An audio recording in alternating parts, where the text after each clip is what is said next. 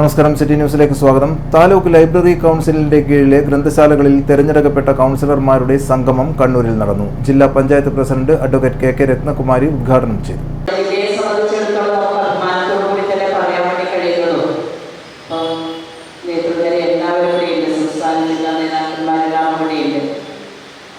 നമ്മുടെ രാജ്യത്ത് തന്നെ ഏറ്റവും കൂടുതൽ ലൈബ്രറിയുള്ള ഒരു ജില്ല കൂടിയാണ് കണ്ണൂര്. ഇപ്പൊ കഴിഞ്ഞ കുറച്ച് മാസക്കാലമായി ജില്ലയിൽ ലൈബ്രറി കൗൺസിലിന്റെയൊക്കെ നേതൃത്വത്തിൽ നടത്തിയ അഭിനന്ദനാർഹമായ നിരവധി പ്രവർത്തനങ്ങൾ നമ്മുടെ മുന്നിലുണ്ട്.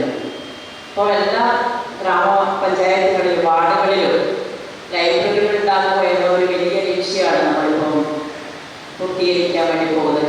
ചുരുക്കം വാർഡുകൾ ഒഴികെ ബാക്കി മുഴുവൻ വാർഡുകളിലും ലൈബ്രറികളുള്ള ഒരു ജില്ല കൂടിയായി നമ്മുടെ ജില്ല മാറിയിട്ടുണ്ട്.